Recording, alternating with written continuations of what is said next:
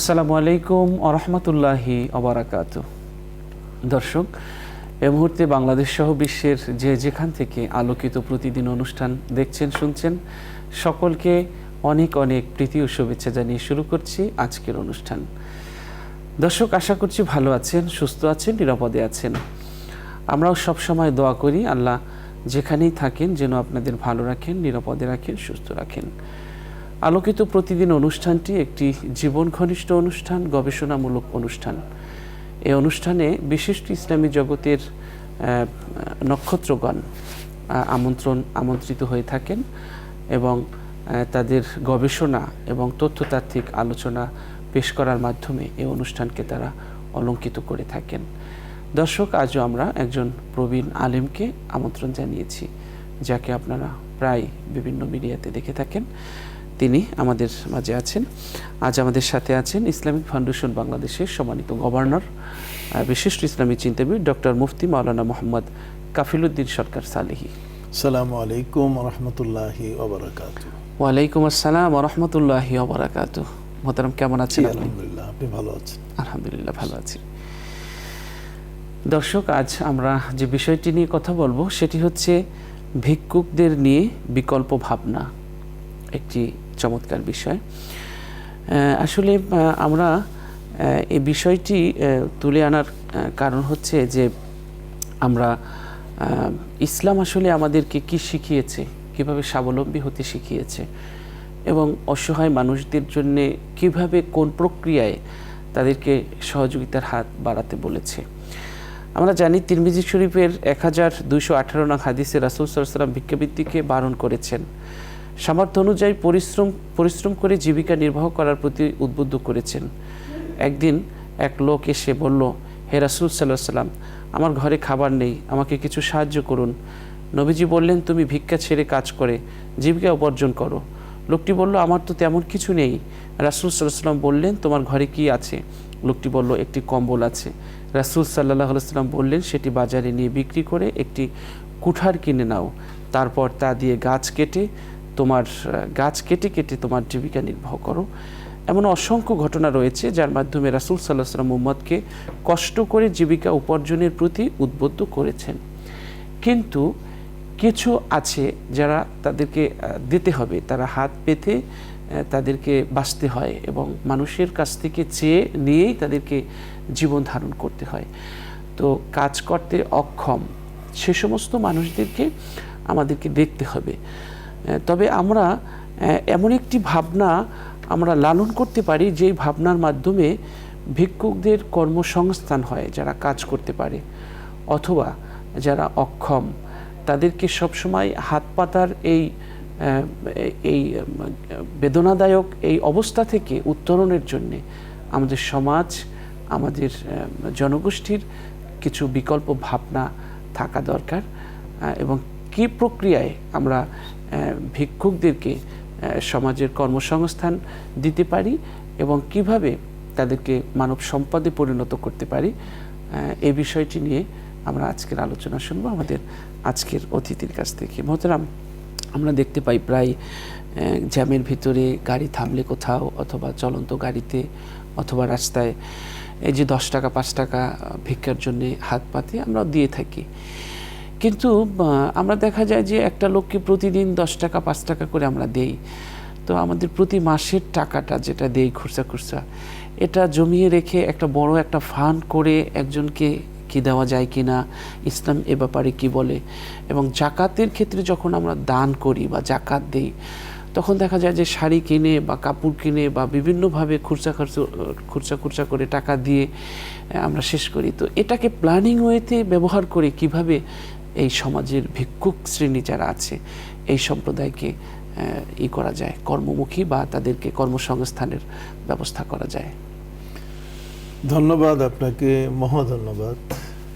সেই দর্শক শ্রোতা, আমি জনাব মাওলানা সেলিম আজাদি সাহেবকে ধন্যবাদ দিতে চাই এবং কর্তৃপক্ষ, বিশেষ করে আমাদের এই অনুষ্ঠানের যিনি মূল পৃষ্ঠপোষক এই বসুন্ধরা গ্রুপের চেয়ারম্যানকেও আমি অনেক ধন্যবাদ জানাই যে এই অনুষ্ঠানটি একটি জীবন ঘনিষ্ঠ এবং জীবন বান্ধব একটি অনুষ্ঠান। বিশেষ করে আপনি আজকের যে বিষয়টা এটা আমাদের জন্য খুব দরকারি একটা বিষয়, এটা আলোচনা আসা উচিত। আমরা অনেক কথা বলি তাত্ত্বিক, কিন্তু যারা এই ভবঘুরে, যারা ভিক্ষুক, যারা অনাথ, যারা দুস্থ, তাদের ক্ষেত্রে তাদের পুনর্বাসনের বিকল্প কি চিন্তা ভাবনা, এই বিষয়গুলো নিয়ে আমাদের কথা আসে না।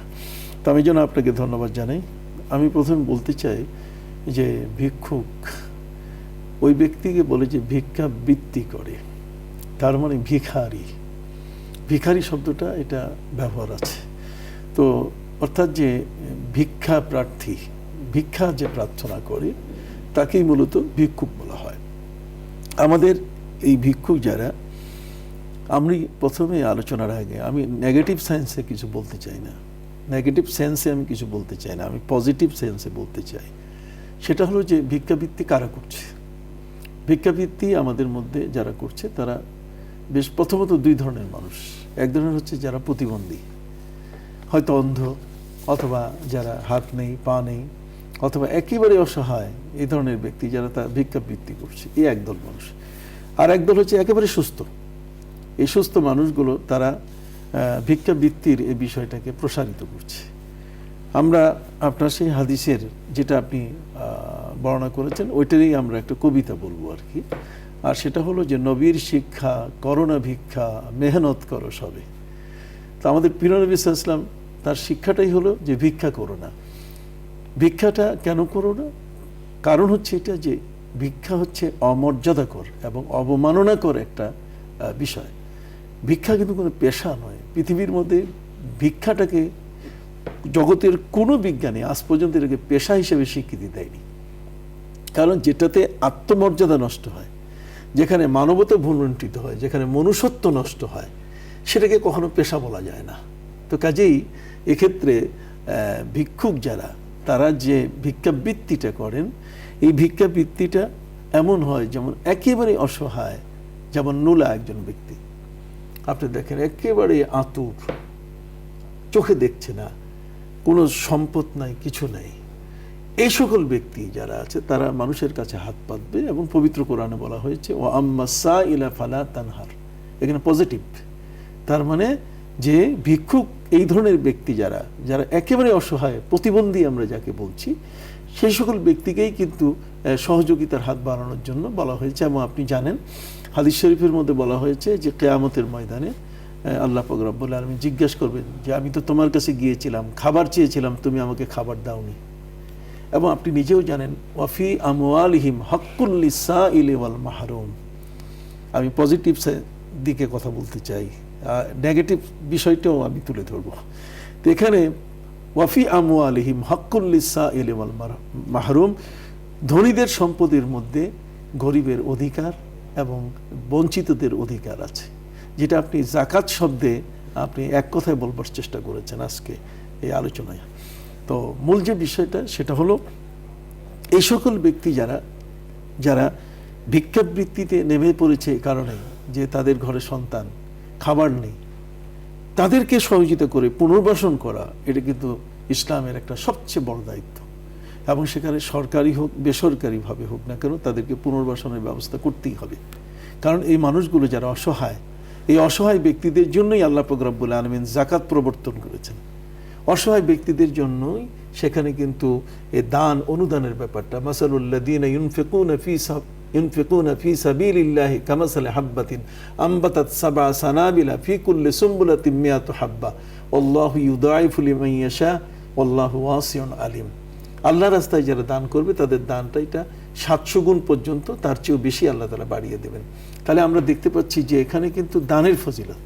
তো দানের ফজিলতের অর্থ এই নয় যে এই সমস্ত অন্ধ, আতুর, নুলা তাদেরকে রাস্তায় ঘোরার সুযোগ দেওয়া, অথবা রাস্তায় তারা ওই গ্লাস থাপড়াচ্ছে, অথবা রাস্তায় তারা দাঁড়িয়ে যাচ্ছে। আমাদের মধ্যে হিজড়া যারা আছে তারাও কিন্তু এই ভিক্ষাবৃত্তি, এটা কিন্তু তারা জোর জবরদস্তি করে। রিকশায় যারা বসে থাকে তাদেরকে বিরক্ত করে, হেনস্থা করে, গাড়িতে যারা থাকে তাদেরকে হেনস্থা করে। ভিক্ষাবৃত্তিটা এটা কেন? এটা যদি ওই ধরনের প্রতিবন্ধী যদি এমনটা করে, তাহলে তাকে পুনর্বাসনের ক্ষেত্রে ইসলামের কিন্তু বড় ধরনের পদক্ষেপ আছে। এবং আপনি জেনে থাকবেন যে আমাদের সরকার, অর্থাৎ বর্তমান যে সরকার, 2010 সালে এই ভিক্ষাবৃত্তিটাকে নিরুৎসাহিত করার জন্য দেশ থেকে, আমাদের পুরো দেশ থেকে যে ভিক্ষাবৃত্তিটাকে যেন দূর করা যায় এবং এটা যেন পুনর্বাসনের ব্যবস্থা করা যায়, সেক্ষেত্রে 58টা জেলায় এই পুনর্বাসনের জন্য এবং তাদের কর্মসংস্থানের ব্যবস্থা করা হয়েছে। এবং সরকারিভাবে 2010 সালে এটা খুব একটা সফলতা পায়নি, কিন্তু 2018 থেকে 19-এর অর্থ বছর এবং বর্তমান এই বিগত যে 2021 পর্যন্ত যেটা, সেখানে কিন্তু সরকারিভাবে এই যারা প্রতিবন্ধী তাদেরকে কিন্তু সরকার রাস্তায় তারা যেন না নামে, এ কারণে তারা বিধবা ভাতা, প্রতিবন্ধী ভাতা, বয়স্ক ভাতা, তারপরে ফেয়ার প্রাইস, এরপরে রেশনিং ব্যবস্থা, এরপরে 40 দিনের কর্মসূচি, এই ধরনের অনেক কতগুলো বিষয় কিন্তু সরকারের পক্ষ থেকে এটা ব্যবস্থা করা হয়েছে। কিন্তু সমস্যা কোথায়? সমস্যাটা হচ্ছে বিধবা ভাতা যাদের হাতে, যেই চেয়ারম্যানদের হাতে, ওরাই বিধবা ভাতা খেয়ে ফেলে। বুঝতে পারলেন তো? এইটা কিন্তু এখানে একটা ভাইটাল পয়েন্ট, আপনাকে এটা অবশ্যই বলতে হবে এবং আমি মনে করি এটা প্রচার হওয়া দরকার। তার কারণ হচ্ছে এটা গ্রামের চেয়ারম্যানের কাছে সরকারের পক্ষ থেকে কিন্তু যাচ্ছে, যাওয়ার পরে এই ওরা করে কি, গ্রামের যারা দায়িত্বশীলরা তারা কিন্তু এই গরিব আতুর প্রতিবন্ধী যারা আছে তাদেরকে ভাতা দেয় না, ওরা যেমন আছে তেমনই তাদেরকে রেখে দেয়। ফলে তারা অভাবী জন যারা আরো অভাবের মধ্যে পড়ে। আর এরা করে কি, 5,000 10,000 টাকা নিয়ে এরা ওই স্বাবলম্বী ব্যক্তিদেরকে আপনার বিধবা ভাতা দেয়, বয়স্ক ভাতা দেয়, প্রতিবন্ধী ভাতা দেয়। যে এটা আমরা সবার ক্ষেত্রে বলতে চাই না, এটা করে থাকে একটা সংখ্যা করে থাকে, কথা বুঝতে। তাহলে এই দল যারা এটা করে থাকে তারা কি, তাদের দ্বারাও কিন্তু দেশ ক্ষতিগ্রস্ত হচ্ছে। তো আমি যে কথাটা বলতে চাচ্ছি সেটা হলো এই, যে বেসরকারিভাবেও কিন্তু এদেরকে পুনর্বাসনের সুযোগ আছে। যেমন একটা মুদির দোকান তাদেরকে করে দেয়া, অথবা একটা রিক্সা, ভ্যান ইত্যাদি।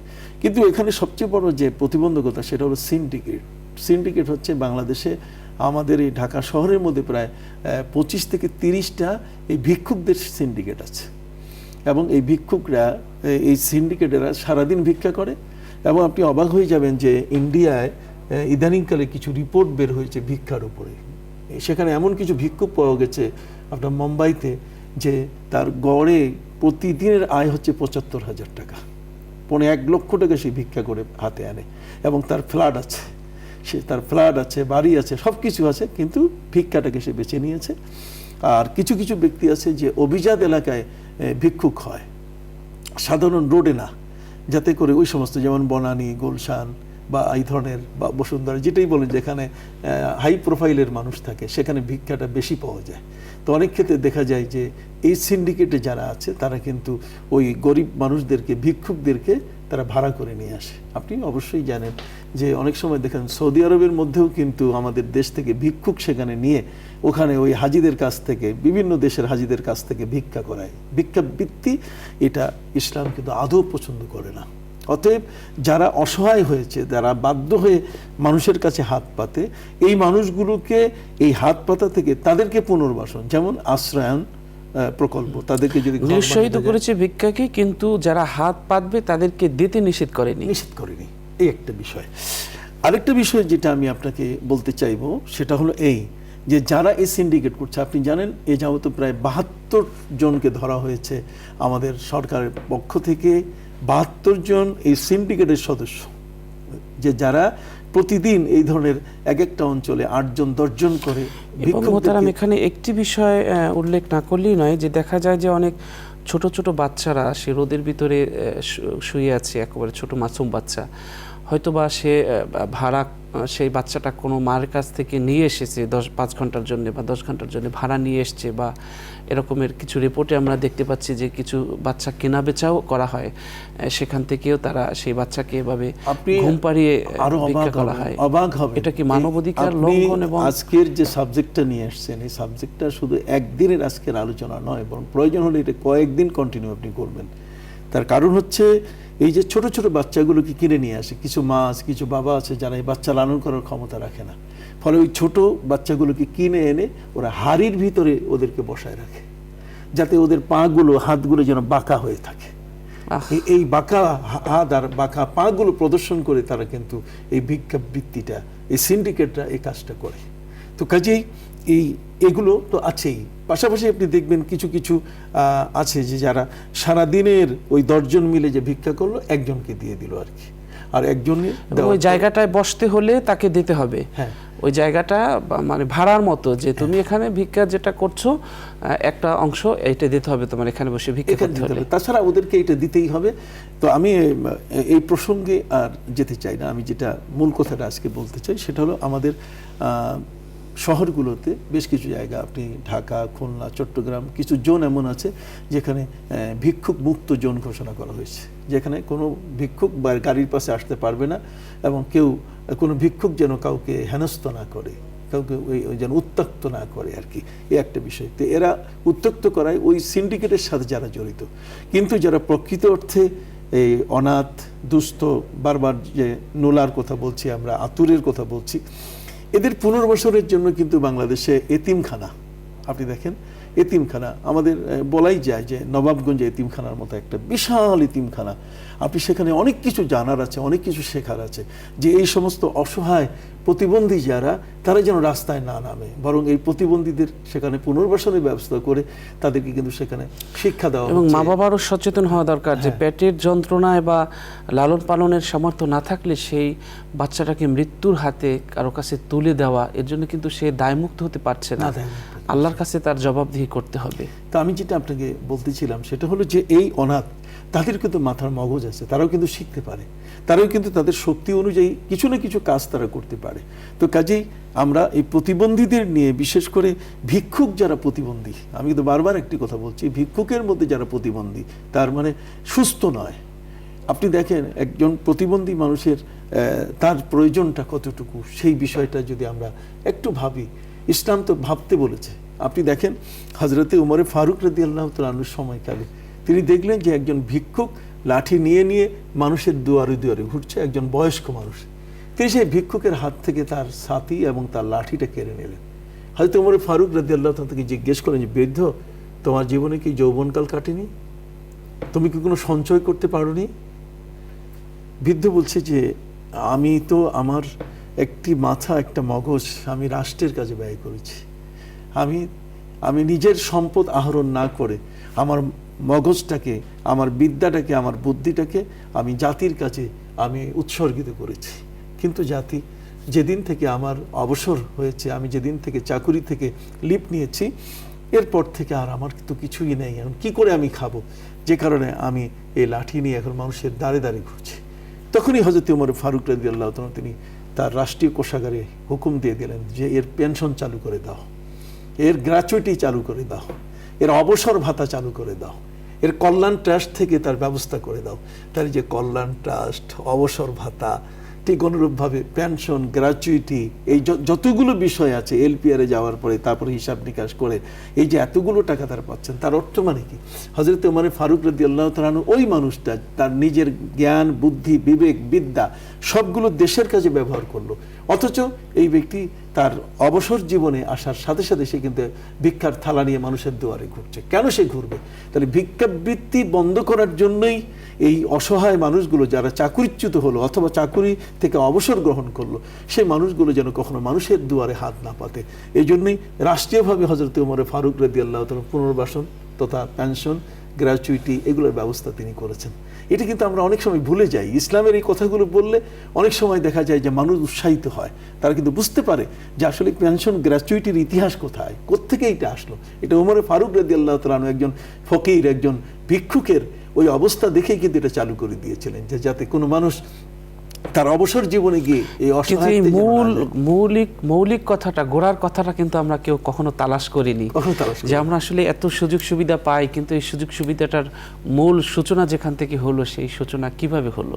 হযরত ওমর ফারুক রাদিয়াল্লাহু তাআলা এই ঘটনা কিন্তু আমাদের অনেকেই আমরা বলি না, অনেকেই আমরা কিন্তু জানি না। তো মূল যে বিষয়টা সেটা হলো যে বেসরকারিভাবে যদি এটার পুনর্বাসনের বিষয়টা ইসলাম যেটা আমাদেরকে শিখিয়ে দিয়েছে, আর সেটা হচ্ছে ওয়াফি আমওয়ালিহিম হাক্কুল লিসাইলি ওয়াল মাহরুম। তাহলে ধনীদের সম্পদের মধ্যে যেহেতু আমাদের অর্থ, গরিবের অর্থ সেখানে আছে, সেখানে ইসলাম কিন্তু রাষ্ট্রকে পাওয়ার দিয়েছে।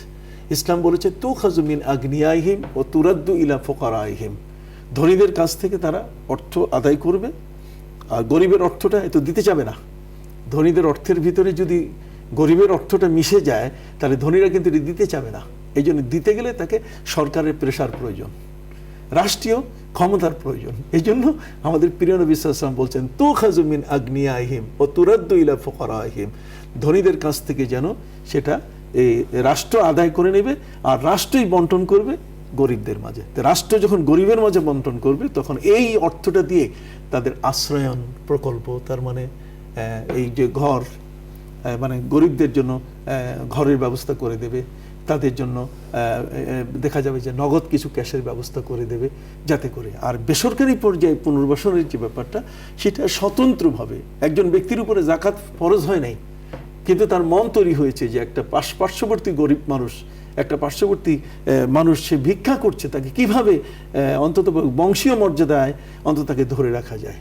ওই মানুষটা তো কোনো না কোনো একটা সমাজের মানুষ, ওই লোকটা তো কোনো না কোনো একটা বংশ থেকে এসছে, কোনো না কোনো একটা পরিবার থেকে এসছে। কাজে ওই পরিবারের মধ্যেই ওই অঞ্চলের মানুষগুলো যদি একত্রিত হয়ে তার এলাকার সকল ভিক্ষুক যারা আছে তাদেরকে নিয়ে যদি একটা পুনর্বাসনের ব্যবস্থা করে, তাহলে কিন্তু সেই অঞ্চলে অবশ্যই অনেক ধনী মানুষ আছে। এবং এই প্রক্রিয়ায় যদি আগানো যায় তাহলে কিন্তু এই ভিক্ষুকদের পুনর্বাসন এবং ভিক্ষাবৃত্তির মতো একটা অবমাননাকর এবং অমর্যাদাকর একটা অবস্থান থেকে একটা মানুষকে কিন্তু রক্ষা করা যায়। এটা সম্ভব কিছু নয়। খুব গুরুত্বপূর্ণ কথা আপনি বলছেন। দর্শক, আমরা চমৎকার একটি বিষয় নিয়ে আজকের আলোচনা করছি। আমাদের অনেক ভাইয়েরা প্রবাসে থাকেন, বিদেশে থাকেন, তারা কিন্তু কয়েকজন বন্ধু বান্ধব মিলে একটি উদ্যোগ নিতে পারে যে আমাদের থানায় কয়জন ভিক্ষুক আছে তাদের একটা ডাটা নিয়ে খোঁজখবর নিয়ে 10-12 জন বন্ধু মিলে তারা কিন্তু এক বছরে একটি পরিকল্পনা নিতে পারে যে আমরা আমাদের থানায় 20 জন একেবারেই যাদের কাজ করার মতো সেই ক্ষমতা নেই, অক্ষম, তাদেরকে আমরা পুনর্বাসন করব এবং তাদেরকে আমরা ব্যবসা বাণিজ্যের ব্যবস্থা করে দেব। তাহলে 10 জন বন্ধু মিলে কিন্তু এক বছরে পরিকল্পনা করে 10 জন ভিখারিকে একটা পুনর্বাসনের ব্যবস্থা কিন্তু করতে পারি। আমাদের কিন্তু সেই সামর্থ্য আছে, 10 জন মিলে 15 জন মিলে। আসলে ইচ্ছার আমাদের অভাব এবং এটাকে করার একটা উদ্যোগের অভাব। এবং সেই সদিচ্ছাটা তো আমাদের নবী করিম সাল্লাল্লাহু আলাইহি ওয়াসাল্লাম তৈরি করে দিয়েছেন, ওই যে কম্বল বিক্রি করে তুমি একটা কুঠার কিনো। তাহলে সদিচ্ছাটা তো আমাদের মাধ্যমে এটা তৈরি করতে হবে। এই চিন্তাটা কারা করবে? যারা অর্থবিত্তের মালিক, যারা সম্পদের মালিক, তাদের কি দয়া হয় না যে তাদের পাশেই গাছতলায় যে মানুষগুলো শীতের মধ্যে কত রকম কষ্ট করে ঘুমাচ্ছে, শুধু শীত বস্ত্র একটা কম্বল তার জীবনের জন্য কি সব কিছু হয়ে যায়? একটা কম্বল, শীতের কম্বল দিয়ে শীতের থেকে তাকে রক্ষা করা হলো, কিন্তু তার তো একটা পেট আছে, তার তো পরিবার আছে, তার সন্তানের তো লেখাপড়া আছে, তার তো চিকিৎসা জীবন আছে। এগুলোকে যদি আমরা সার্বিকভাবে অন্তত পক্ষে আপনি যেটা বললেন যে একটা অঞ্চল ভিত্তিকও যদি এই ধরনের একটা টিম করা যায়, যে যারা ছোট ছোট উদ্যোগে, হ্যাঁ, তাহলে ওই অঞ্চলের মধ্যে কারা গরিব আছে, কারা অসহায় আছে। তার মানে আপনি তো নিজেই জানেন, নবী করিম সাল্লাল্লাহু আলাইহি ওয়াসাল্লাম বলছেন কাদাল ফাকরু আন ইয়াকুনা কুফরান, অভাবের কারণে মানুষ কিন্তু কুফরের দিকেও চলে যেতে পারে। নবীজি আশঙ্কা করছেন আর কি। তো কাজী সেক্ষেত্রে একজন গরিব এবং এই ধরনের ভিক্ষুক মানুষ আমরা যদি তাকে পুনর্বাসন করি, তাহলে কিন্তু সে কিন্তু তার ঈমান হারা হবে না, সে কিন্তু আর ওই বাজে কাজটা, ওই ছিনতাইয়ের মতো কাজটা সে কিন্তু করবে না। অনেক সময় দেখা যায় ভিক্ষুকরা এরা দিনের বেলায় ভিক্ষা করে, আবার রাতের বেলায় মাদকের ব্যবসা করে, ছিনতাই করে, এ ধরনের ঘটনাও কিন্তু ঘটে। এটা প্রফেশনাল কিছু লোক আছে।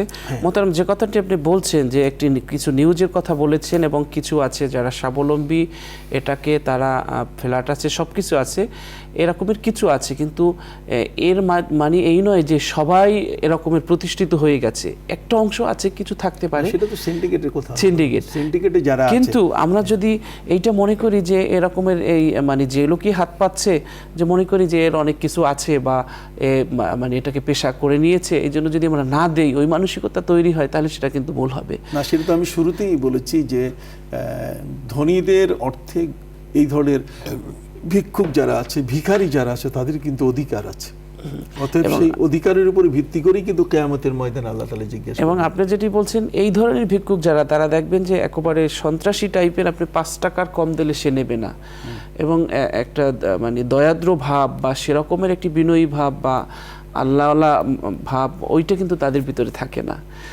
তো এই ধরনের কিছু একটা থাকতে পারে। তো এইটা আমরা এইটা একটা কাজ করতে পারি যে প্রশাসন এইটাকে একটু খোঁজ খবর নিয়ে, না প্রশাসনের মধ্যে তার প্রয়োজন, প্রশাসনের মধ্যে প্রায় 17টা টিম আছে এরকম ম্যাজিস্ট্রেটের, যারা কিন্তু এই ভিক্ষুকদের ধরার জন্য, এই যারা প্রকৃত অর্থে আসলে কিন্তু ভিক্ষুক না, কিন্তু সিন্ডিকেটের সাথে জড়িত। আপনি দেখুন, শুধু ভিক্ষা শব্দটা যখন আপনি বলবেন, তখন কিন্তু এর দ্বারা আমাদের রাস্তার যে হিজড়াগুলো, আপনি দেখেন এদেরকে হাত পা সব ঠিক আছে, হাত পা সব ঠিক আছে, কিন্তু হিজড়া, তারা তৃতীয় লিঙ্গের মানুষ।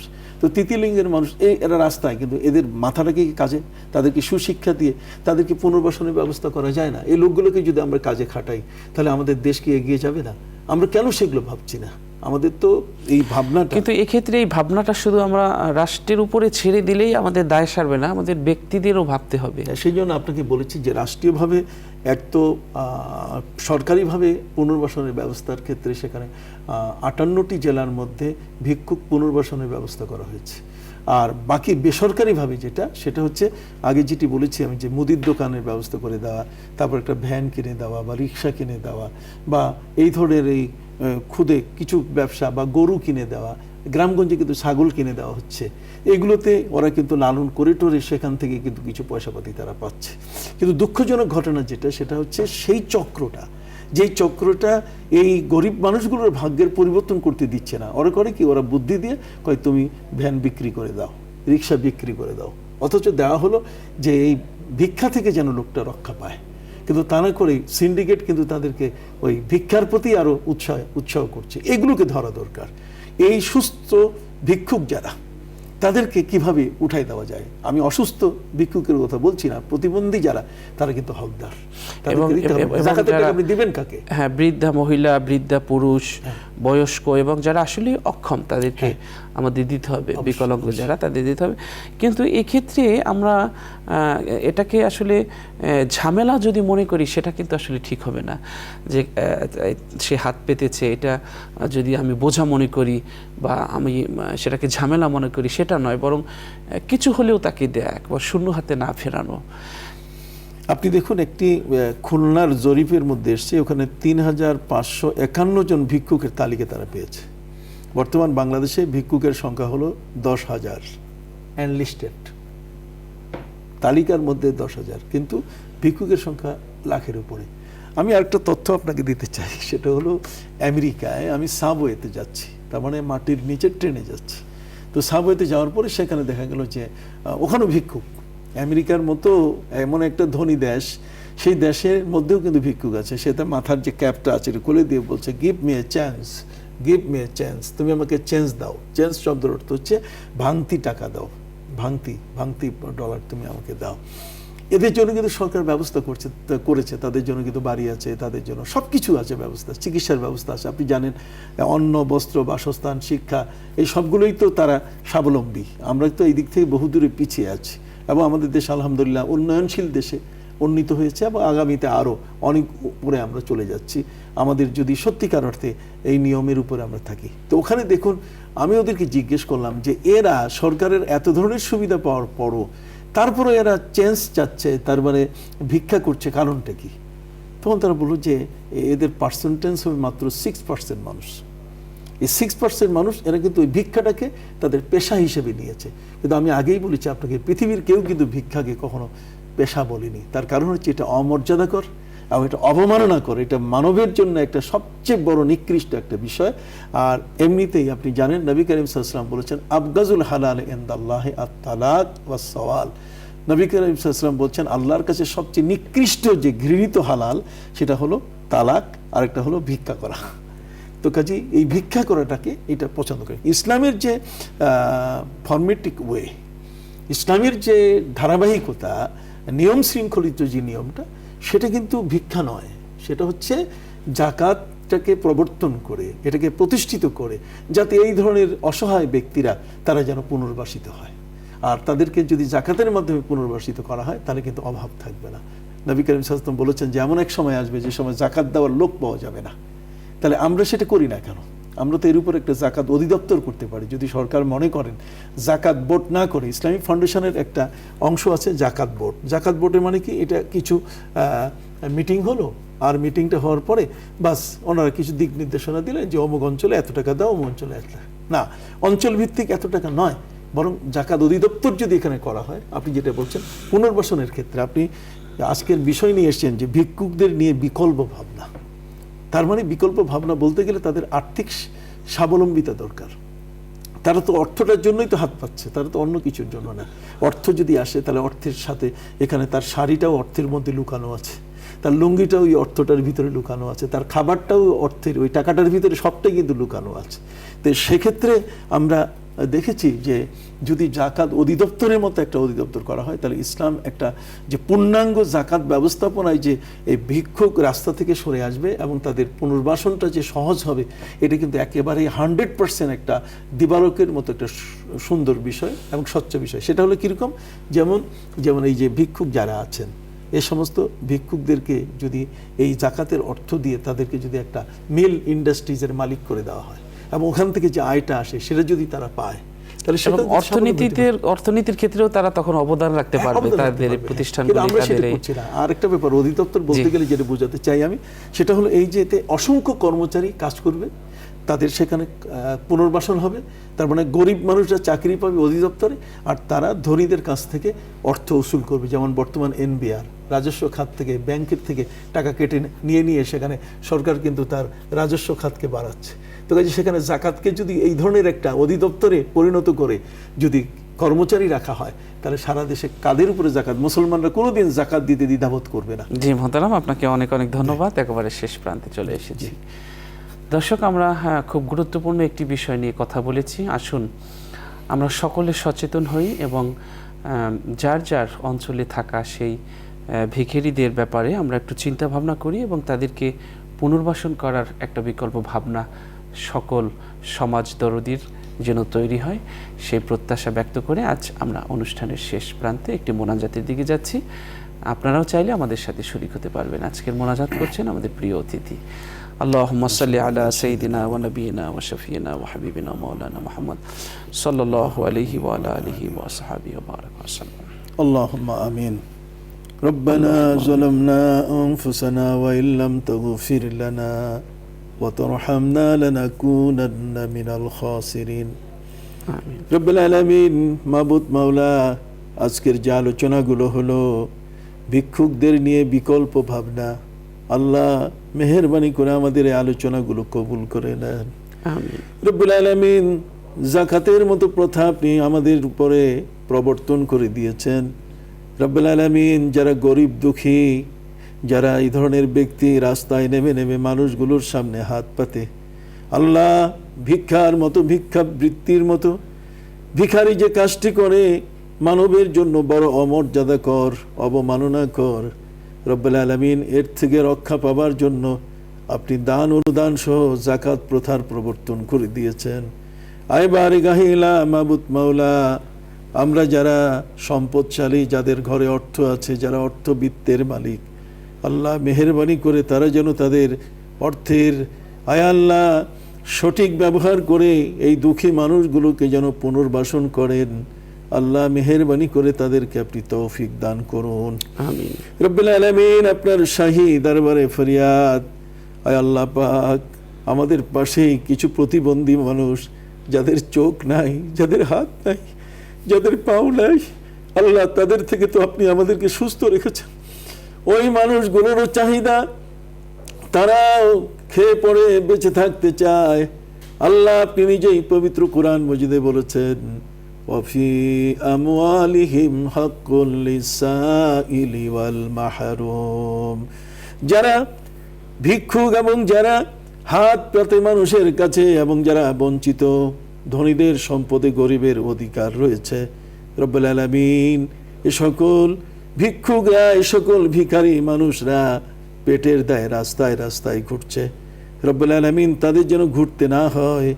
বিত্তশালী যারা, বিত্তবান, আল্লাহ তাদেরকে বিষয়টি বুঝার মতো এবং তাদের মাধ্যমে এই গরিব দুঃখী ভিক্ষুকদের পুনর্বাসনের আল্লাহ আপনি ব্যবস্থা করে দেন রব্বুল আলামিন।